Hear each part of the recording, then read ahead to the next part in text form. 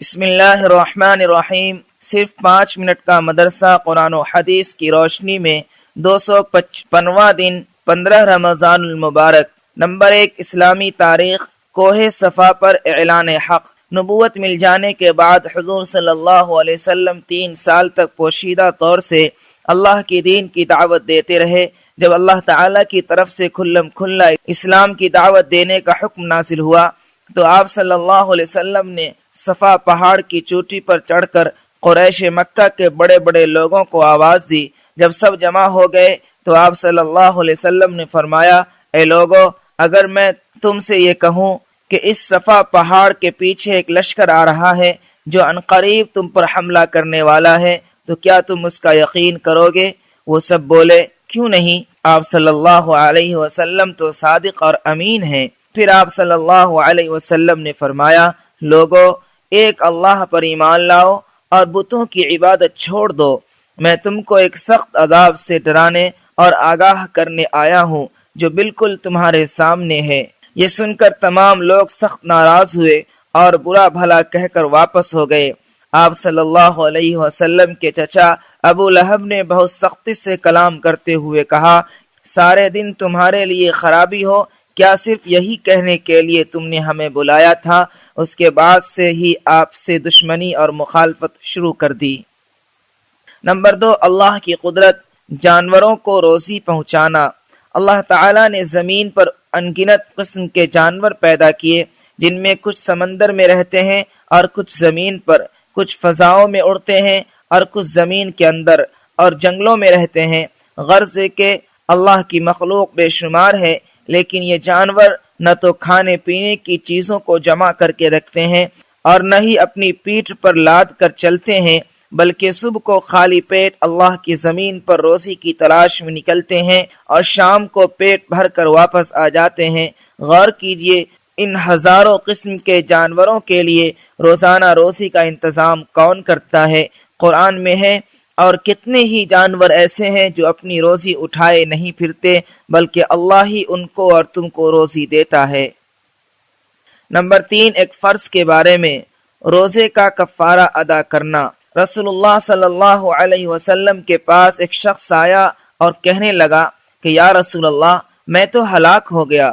رسول اللہ صلی اللہ علیہ وسلم نے پوچھا، کیا ہوا؟ اس نے کہا کہ میں نے روزے کی حالت میں بیوی سے صحبت کر لی۔ تو رسول اللہ صلی اللہ علیہ وسلم نے انہیں کفارہ ادا کرنے کا حکم دیا۔ فائدہ، اگر کسی شخص نے رمضان کے روزے کی حالت میں بیوی سے صحبت کر لی تو اس پر مسلسل 60 روزے رکھنا، اور اگر اس کی طاقت نہ ہو تو 60 مسکینوں کو پیٹ بھر کر 2 وقت کا کھانا کھلانا واجب ہے۔ نمبر 4، ایک سنت کے بارے میں، اعتکاف۔ رسول اللہ صلی اللہ علیہ وسلم ہر سال رمضان کے آخری عشرہ میں اعتکاف فرمایا کرتے تھے۔ نمبر 5، ایک اہم عمل کی فضیلت، غریب رشتہ دار پر صدقہ کرنا۔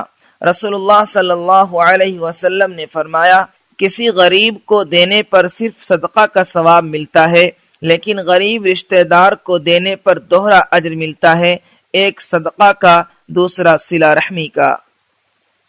نمبر 6، گناہ کے بارے میں، سونے چاندی کی زکوٰۃ نہ دینا۔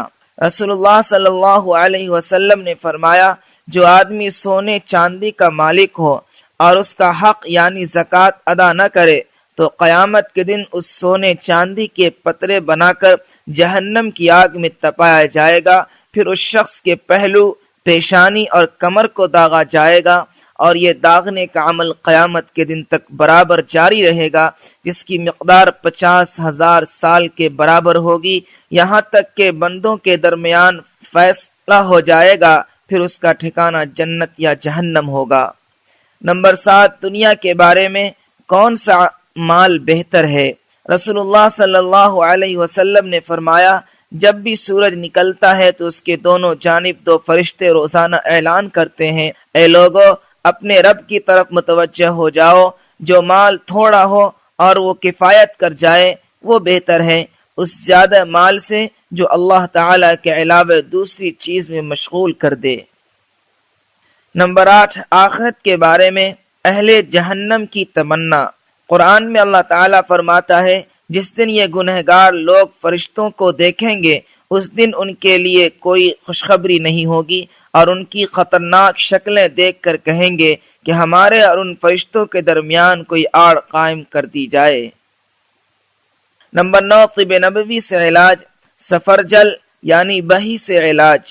رسول اللہ صلی اللہ علیہ وسلم نے فرمایا سفرجل یعنی بہی کھایا کرو کیونکہ یہ دل کو راحت پہنچاتا ہے۔ نمبر 10، قرآن کی نصیحت۔ قرآن میں اللہ تعالیٰ فرماتا ہے شیطان تو یہی چاہتا ہے کہ شراب اور جوئے کے ذریعے تمہارے درمیان دشمنی اور بغض ڈال دے اور تم کو اللہ کے ذکر اور نماز ادا کرنے سے روک دے، تو کیا اب بھی تم ان باتوں سے باز نہیں آؤ گے؟ فائدہ، شراب اور جوا اتنی بری چیز ہے کہ اس سے آپس میں دشمنی پیدا ہو جاتی ہے اور آدمی ہر نیک کام کرنے سے رک جاتا ہے، لہذا ان سے بچنا نہایت ضروری ہے۔